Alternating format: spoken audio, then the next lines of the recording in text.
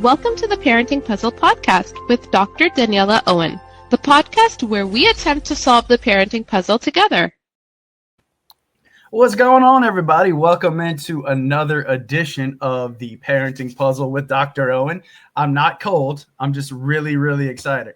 Hey, Dr. D, I think we've got a really good episode today, don't you think? Absolutely, Jake. This is probably going to be our best one yet. As you can see by the screen, we've got some lovely guests with us today, Dr. D. So I'm just really excited to get into a topic that I think affects a lot of people. And as you know, when we started this podcast late last year, realizing how hard parenting is and that everybody's in their own different story, in their own place, and whatever information that we can get out there to just make parenting like just a little tiny bit easier. That's what we're looking to do. So I'll introduce myself first. My name's Jake Loop. I'm not an expert by any means. I consider myself to be a struggling father that is just grinding through this thing called parenting, hoping not to ruin my two sons. So that's why I was like, I could use some resources like this podcast. So when I was pleasantly shocked that Dr. D wanted to do this, I would have been a fool not to jump headfirst into it, because that's what we're trying to do, is just get some really good information out there. So we've got a returning guest with us today. She was brave enough to come back a second time. I don't know why she decided to put herself through it again, but she did. Donna, you want to introduce yourself again to the people, what you do and who you are? And then Dr. D, if you want to say anything to get us started, obviously you're going to start. Yes. Hi, I'm Donna Guidry. I'm a speech language pathologist. Actually have been doing it for 30 years. Time flies when you're having fun. My specialty and my love is birth to six, autism, and I'm happy to be here. We are very happy to have you. I mean, anytime you want to come on, just come on. We you don't even have to ask permission. Dr. D, anything you want to say as you start this thing off? No, just we're so excited to have Lindsay on the show. As many of you know, I'm Dr. Daniela Owen. I'm a clinical psychologist and children's book author. And like Jake, I share a passion for disseminating good information to parents. There's a lot of info out there, and we want to send you away from the podcast with evidence-based tips, with things that really work from real parents, with things that are hopefully going to make your life a little bit easier. So we hope you get some golden nuggets from today's show. And we are so happy to have you here on the show, Lindsay, and Donna, to have you back. Thank you. Yeah, very excited. So I'm going to drop a sponsor thing just because I have to. I can't help myself. So we have an amazing guest coming on the Speedster Squad hotline. Yeah, I said it. Can't help myself. Lindsay, thank you so much for being brave enough to come on this platform with us. I know my first time doing it was very intimidating, but we have a relaxed atmosphere here. So we just thank you so much for coming on and being willing to ask some questions and impart some things from your journey. And I don't know if you just want to introduce yourself real quick, kind of talk about your parenting journey, and we'll take it from there. So my name is Lindsay LeBlanc. I am a mom in South Louisiana. I have two children. I have a 17-year-old daughter, and I have a 6-year-old son who has pretty high level autism. He's non-speaking, and he also has type 1 diabetes. So as a mom, and, you know, me and my husband, we're just constantly navigating this very unique situation that we've kind of found ourselves in through a medical and a behavioral kind of diagnosis, and what every day kind of looks like for us. So I'm always excited to learn and also share things that I feel like have benefited us in our journey. And I'm always excited to, you know, hear from professionals and other parents, things that can kind of help us in our journey too. That's exactly what we want to do. So I know you have some questions that you want to ask. So Lindsay, I'll just turn the floor over to you. We got Dr. D here and Donna's, two amazing women that have some great insights. So the floor is yours to ask any questions that you want to ask. Totally. ABA clinic every day. And we also incorporate speech therapy, occupational therapy, and feeding therapy every single week. And something that I feel like constantly is like right now that we're working on is he is like afraid of his AAC device. So we have pivoted from him loving being able to communicate on his iPad to completely being like afraid of it and sad about it, and he will not communicate. Things where, because I guess to kind of take it back, because we're constantly working on so many different things, we struggle with like where to focus. And I think like as parents, our number one focus is always communication, because I feel like most of these like frustrations or having problems with like transitions or things like that, a lot of the time stem from Hugh not being able to get his point across to us. Because if it's not something he can like physically take us to or bring to us, like if something's happening in his body, he can't really relay that. So it's always like communication first. But I feel like sometimes we're working on so many things that I struggle to know exactly where to put all my focus on. But like a specific situation is just like specifically with the AAC and kind of like being able to work through, I don't know, anything else that I can kind of think of to be able to help him with reinforcing requests or reinforcing like things that we want him to kind of. It's real easy, I think, in our excitement to see the possibilities and then want it more and more. And one of the things that I think can happen is that if a child perceives it as a demand or something that you're making him do, then it can shift from joy and connection to another thing that he has to do. And I think one of the things about the autistic kids that I've been with is that sometimes a day that might seem very typical to us can have a lot of demands and a lot of stress, where they're trying to make all the adults happy. They're trying to fit into all the routines. There's so many things. And we might not even realize the effort that it takes for them to do that day. And so what I've noticed is that to me, it might look like all of a sudden he's refusing, or this meltdown kind of came out of nowhere. I wasn't expecting it. But sometimes it can be almost a pileup of the effort and the stress. And then, who knows what else, if he's feeling a little sick, if the emotions are running a little higher, if he senses stress with maybe some of the caregivers, that could lead to it. And so the thing that I have found to work is to shift back, even though he's got this amazing tool and what he can do with it, to taking all the appropriate communications and taking it back to like our relationship and our connection, and making sure that he knows like, oh, I hear you. Like, I get what you're saying. I hear you. And then taking the demands off of the device. And then at the same time, finding the things that bring him joy.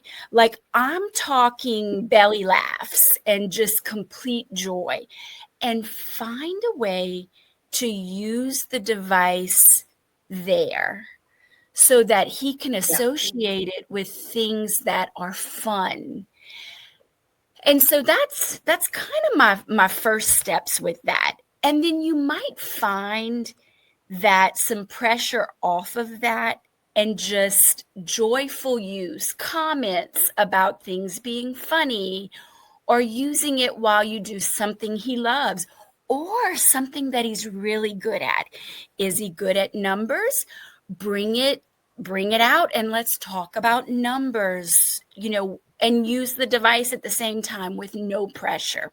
And then what I have found is that a lot of times after that kind of period, things will settle down again and we can get back on some kind of progression where we're actually demanding. Totally agree with you. It is always about like trying to not constantly be making it a demand. But I think those are all really good points. And I mean, it is definitely always good to kind of think about, because it does like make us frustrated, because I feel like we're always sometimes we're like taking 4 steps forward and then 5 steps back, and then like, little bit by little bit. And so I really appreciate that. I think that is really great. And then to my other question, just like, I think one of my biggest things overall is always, what are the main things we kind of should be focusing on, which I feel like is so specific for every single kid. So I feel like that's such a vague question without anybody really like knowing my child. But I mean, are we right in really focusing on communication a ton, and then really just these like lifestyle kind of skills? Because I feel like above all that, like above everything else, it's really about being able to communicate wants and needs, because that's kind of like the premise of everything. I feel like just as people, to be able to function. And then I feel like just the routine of like a lifestyle, because those are I mean, I just don't know if I'm right in my thinking of that, because those are the things I always question myself on about trying to figure out like what we should be focusing on, because we're always working on 30 things, it seems. Yeah. Well, Lindsay, you definitely have your hands full, as you were describing all these appointments and all of these different things that you're focusing on a regular basis. So first of all, hats off to you. That's a lot. And I will say that even though you're working with a lot of experts, you are the parent and you are the expert on your family. So if it's feeling right to you that communication is the core, then I want to reassure you, you're on the right track, right? So knowing what's right for your family based on your family's values is a really important starting point. And then your other point of having these routines and, making healthy choices. You mentioned that he also has diabetes. And so being able to make healthy choices around food and eating and, insulin and all of that are another important piece, right? So just making sure that. Which that's like a whole other on its own. Yeah. Which I'm like, that's for any parent. My 17-year-old daughter doesn't eat hardly any protein. And I'm like, come on, Kirsten, we got to work on this. So yes. So you're right. That is a struggle, whether it's diabetes, whether it's autism, whether it's just any old regular teenage food for ourselves. Yeah, exactly. Right. So in terms of that one, that prioritization is challenging, and I can hear the confusion and the second guessing that creates, which creates stress for us as parents, right? And so what I would encourage you to do is, in any given situation, when there is something that you need to do, or you're thinking that you want to do, or you're feeling like maybe this is a priority, I would encourage you to just pause for a couple of seconds and create like a scale for yourself. Maybe it's 0 to 10, where you can check in with yourself and ask yourself a couple of questions, like, how important is this right now? Right. And so if it's a snack and it hasn't been a long time since lunch, and things are going to be for dinner, and you're getting into a little bit of stress, maybe you drop the snack, right? But if it's a matter of getting to an appointment that's really important because it's really good for you, or it's a medical appointment for you and you need to make sure that, you're dropping him off where he's going, that might be more like a 10, right? Because that might be more essential. And so using that in the moment to just kind of help guide you, because it changes how important things are for us as parents, right? And it changes based on I mean, literally, it changes based on the weather, but it changes based on our to-dos, and it changes based on how we're feeling and how our kids are feeling and all of that. So if you could have a little quick rule of thumb that you, or maybe that you and your husband use to help yourself gauge in those moments, how essential this is right now, where is this in terms of my priorities, I think that might feel grounding for you as a parent. And this is helpful for any parent of any child, but just to help you kind of know, this is really optional. I'm not going to put my eggs in this basket. I'm going to let this one go. Or this really is necessary. So I am going to insist, even though I know this is a demand and it's a stressor and it's causing a little bit of a pushback. Right. And so using that to help you keep your feeling of focus when there are so many things going on, I'm hoping that might be a way, like a quick rule of thumb to help guide you. No, that's really good. He's been in ABA since he was 3 years old. So for the last 3 years has been like having the balance of here's our boundaries, but also letting this be like kind of his fun environment, because just like for any child, like they're at school, they're doing what is required of them. Like, they're holding it in all day, like their excitement, because he was very much like, he seeks that heavy sensory input. So like, that's why riding on that scooter is just so soothing for him. And he loves riding on all the vestibular proprioception, like he's just seeking it all at once. And so I also have to think about the balance between, I have to let you have fun, but then we also have to like get these things done. Like, and so like, I guess that was my other thing, is like going back and forth between our house being like having the boundaries and trying to work on things, but then also he's been there all day with people placing demands on him. And like, this is supposed to be where he can kind of breathe and relax. And so that's the other thing that I feel like I kind of go.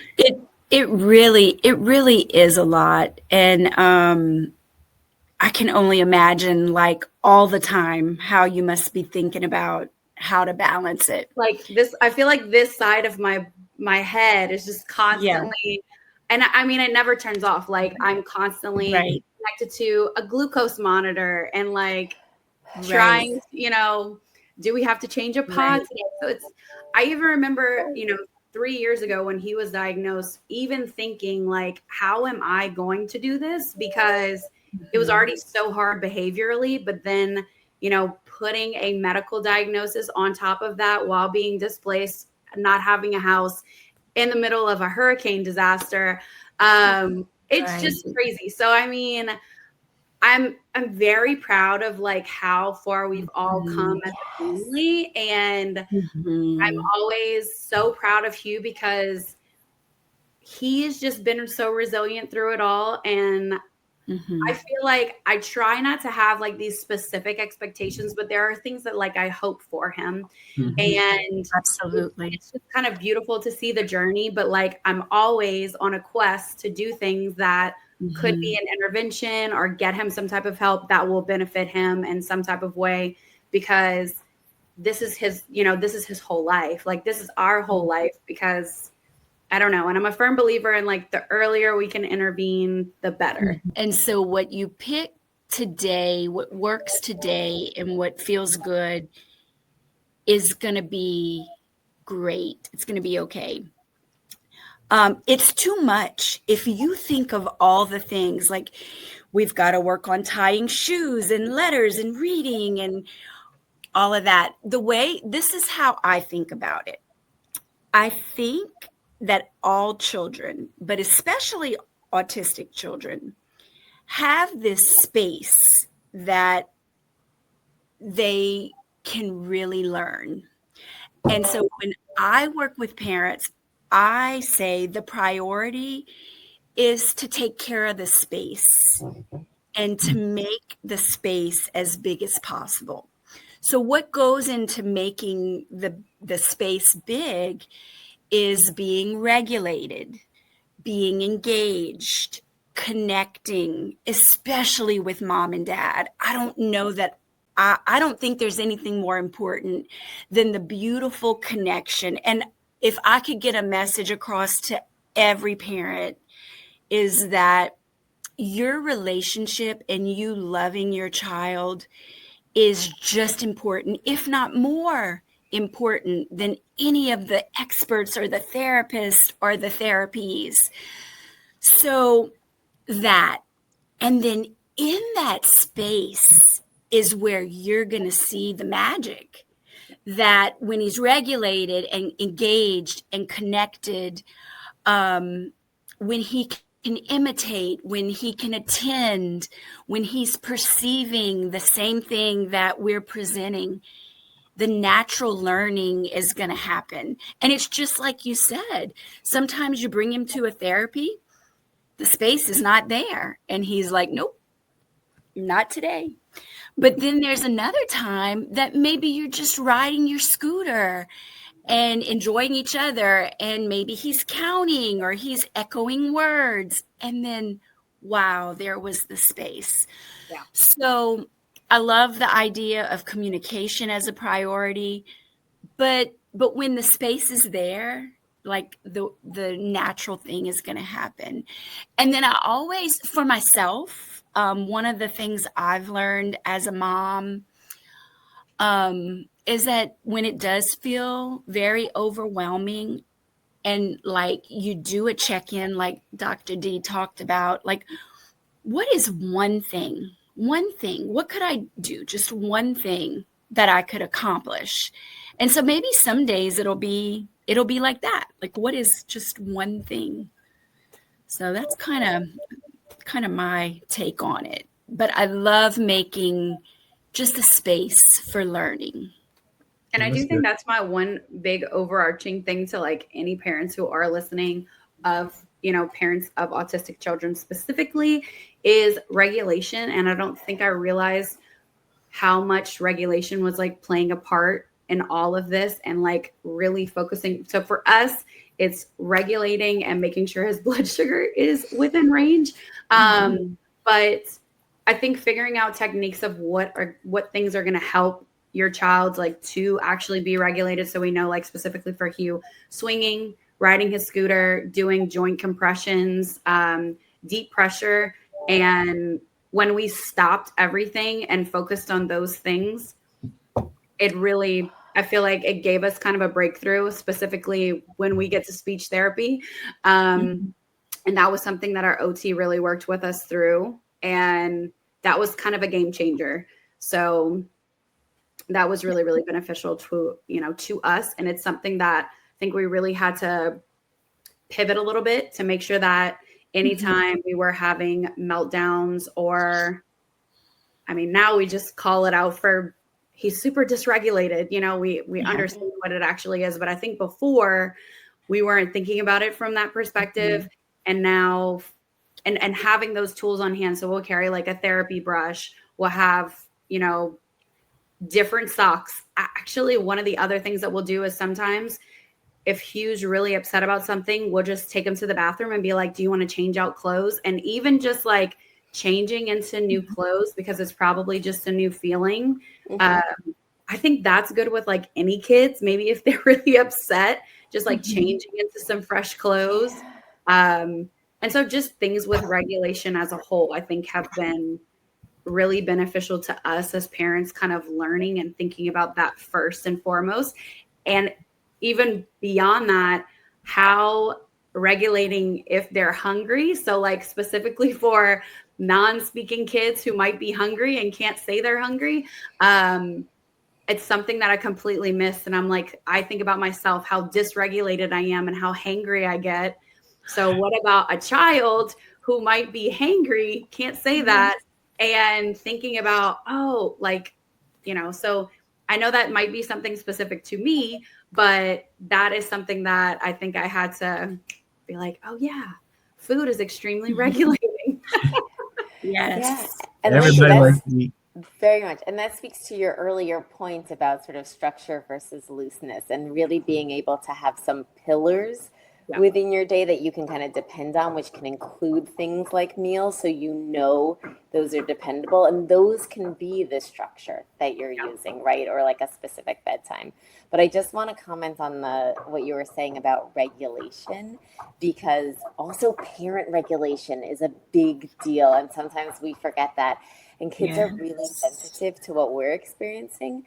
So in those moments where you're questioning what's going on, or where do we focus, or things are feeling overwhelming, I want to encourage you to pause and take a deep breath. Number one, you're modeling that for Hugh. So important. Number two, you're making space for yourself. So important.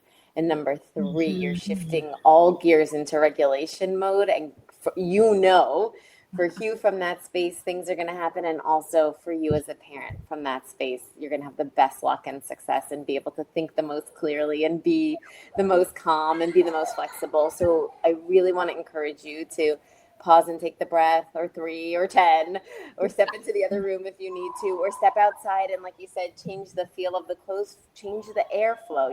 All of these things we know research shows us really helps us parent from a good place. So I really want to encourage you to do that. And I want to say that Hugh is just really lucky to have you as his mother. Well, definitely. Lindsay, any major takeaways from today? Anything that you got something out of, or anything you would like to leave the people with? I do. I think that taking self-inventory is super important, and like pausing. And I do think that I take a beat to kind of think about like what's actually important, but even kind of going a step further to think about my own self-regulation. And I do also think that was really great about creating space, and that being, maybe top priority, and figuring out how to increase the space. I think that is absolutely amazing too. So, those are definitely takeaways for me, and figuring out things that help you to stay regulated. And I think as a parent, taking your own personal inventory about kind of where you're at. And I think that's going to be the place that you can kind of parent best from. And so I think that's kind of my biggest takeaway, and my thing to share is taking personal inventory of where you're at regulation wise. I think that was super helpful, and something that I don't think about myself enough, because I'm always trying to regulate another human being. Yeah. Right. I think that's great advice for any parent, right? Because when we're upset and when we're emotional, the kids pick up on that, and then they get upset and emotional. So, Yes. hey, Dr. Really D, you know what time it's?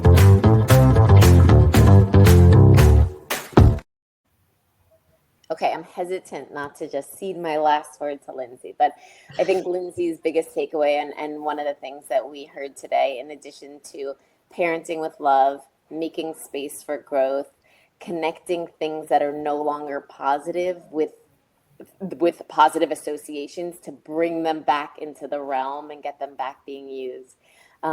Taking stock of how important something is with a quick scale, like a 0 to 10, to help us know full steam ahead, or hey, pump the brakes, try again another time. And then perhaps most importantly, by regulating ourselves, we are parenting from a good spot. We are able to model choosing to regulate to our kids, and that is really good parenting self-care. So taking the time to check in with ourselves, take a few deep breaths.